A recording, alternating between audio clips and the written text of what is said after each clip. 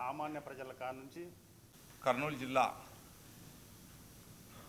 జరుగుతున్నటువంటి సార్వత్రిక ఎన్నికల్లో ఎంపీ ఎమ్మెల్యే అభ్యర్థులను తెలుగుదేశం పార్టీ అభ్యర్థులను గెలిపించాలని ప్రజలందరికీ విన్నపం. ఎందుకు గెలిపించాలి తెలుగుదేశం పార్టీ అభ్యర్థుల్ని, ఎందుకు వైసీపీని ఓడించాలి అనే దాంట్లో ముఖ్య ఉద్దేశం ఏమంటే, ఈ 5 సంవత్సరాల్లో పేద ప్రజలు ఇంకా దారుణమైనటువంటి పరిస్థితులు ఎదుర్కొన్నారు. ముఖ్యంగా యువత ఉద్యోగాలు లేక వలసలకు వెళ్ళే పరిస్థితి వచ్చింది. రైతాంగం సర్వనాశనం అయిపోయింది. ముఖ్యంగా రైతాంగం అయితే పెట్టుబడులు వెళ్ళక ఆత్మహత్యలు చేసుకుంటున్నారు. మళ్ళీ రేపో మాపో మళ్ళీ ముఖ్యమంత్రి ఎన్నికల ప్రచారంలో భాగంగా కర్నూలుకు వస్తూ ఉన్నారు. నేను ఆయనకు ఒకటి, మీరు రాయలసీమ వాసేనా, కర్నూలుని రాజధాని చేస్తానని చెప్పినావు, న్యాయ రాజధాని చేస్తానని చెప్పినావు, న్యాయం ఎక్కడుందో రాజధాని ఎక్కడుందో ఒకసారి చూపించమని మేము అడుగుతా ఉన్నాం. కర్నూలు పశ్చిమ ప్రాంతానికి వ్యవసాయానికి తాగడానికి నీళ్ళు ఇస్తామని చెప్పి ప్రాజెక్టులు చంద్రబాబు నాయుడు గారు స్టార్ట్ చేసిన ప్రాజెక్టులు వేదవతి అయితేనేమి, గుండ్రేవలు అయితేనేమి, ఆర్డీఎస్ రైట్ కెనాల్ అయితేనేమి, లేక లిఫ్ట్ ఇరిగేషన్లు అయితేనేమి, ఒక్కటి ఏమన్నా మీరు చేశారా? ఒక్కటి అంటే ఒక్క టీఎంసీ నీళ్ళు ఏమన్నా తీసుకొచ్చారా? లేక ఎల్ఎల్సీ నుంచి హొస్పేట నుంచి రావాల్సినటువంటి నీళ్ళు ఏమన్నా వచ్చాయా? కర్నూలు ఈరోజు గుక్కడి నీళ్ళ కోసం తాగడానికి నీళ్ళు లేక అల్లాడిపోతూ ఉన్నారు. ఆదోని, ఎమ్మెగనూరు, మంత్రాలయం, ఆరూరు, పత్తికొండ ఏమిటి? కాబట్టి ప్రజలారా ఒక్కసారి ఆలోచన చేయండి. మీరు నోటుకు ఏదైనా ఆశపడి మోసపోతే మళ్ళీ 5 సంవత్సరాల్లో మీకు చాలా ఇబ్బందులు ఉన్నాయి. వ్యక్తిగతంగా ప్రతి కుటుంబానికి ఇబ్బందులు ఉన్నాయి.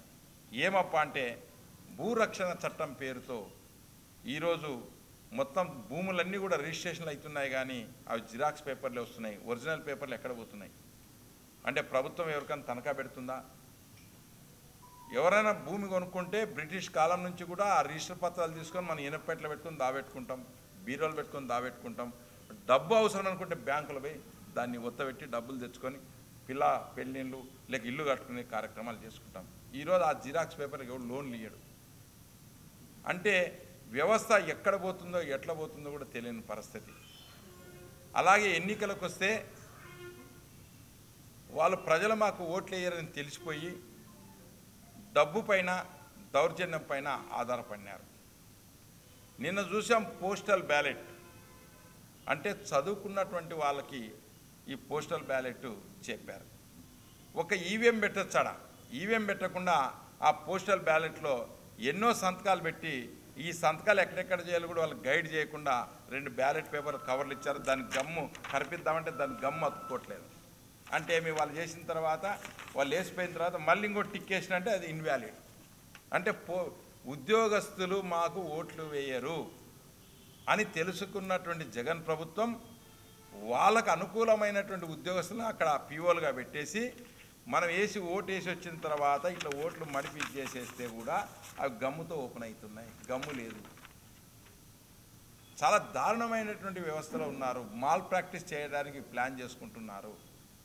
అధికార దుర్వినియోగం చేయడానికి చేస్తూ ఉన్నారు. కాబట్టి ప్రజలారా మనమే మేల్కొని మన ఓటును కానీ మనల్ని కానీ చేసి కర్నూలు జిల్లాలో 7 అసెంబ్లీలు, ఒక ఎంపీని గెలిపించే బాధ్యత కర్నూలు జిల్లాలో ప్రజలది. ప్రజాప్రభుత్వం అవసరం. తెలుగుదేశం పార్టీ అధికారంలోకి రాబోతుంది. కర్నూలు జిల్లాలో మంచి ఎమ్మెల్యేలను ఎంపీలు ఇస్తే మనకు నిధులు వస్తాయి, నీళ్ళు వస్తాయి.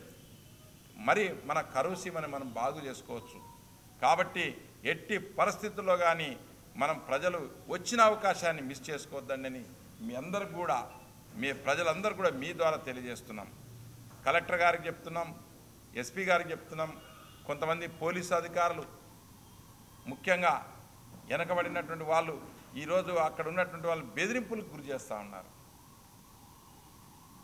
ఒక ఎస్ఐ అయితే నేరుగా పోలింగ్ జరుగుతున్నటువంటి దాంట్లోనే ఎన్నికల కమిషన్ కాదని చెప్పి లోపల పోలింగ్ ఆఫీస్లో పోయి నేను ఆలూరులో అంటే అధికారుల్ని వాళ్ళనే బెదిరించే పరిస్థితుల్లో పోతున్నారు. పోలింగ్ ఆఫీసులో పోయే అధికారం పోలీసులు లేదు. ఎన్నికల కమిషన్ ఇమ్మీడియట్గా చర్యలు తీసుకోవాలని చెప్పి ఈరోజు కర్నూలు ఎన్నికల ఆఫీసర్ అయినటువంటి కలెక్టర్ గారికి అలాగే ఎస్పీ గారికి కూడా మేము ఈరోజు వాళ్ళకి వినతి పత్రాలు ఇస్తూ ఉన్నాం. ఈరోజు అన్ని మండల కార్యాలయాల దగ్గర కూడా ఈ భూ చట్టం పైన కూడా మా తెలుగుదేశం పార్టీ వాళ్ళు ఎంఆర్ఓలకి తహసీల్దార్లకి వినతి పత్రాలు ఇస్తూ ఉన్నారు. ఇవన్నిటి విషయాలపైన ప్రజలందరికీ మంచి జరగాలి అని అంటే తెలుగుదేశానికి 2 ఓట్లు వేయాలి. ఒకటి ఎమ్మెల్యే అభ్యర్థికి, ఒకటి ఎంపీ అభ్యర్థికి అని తెలియజేస్తూ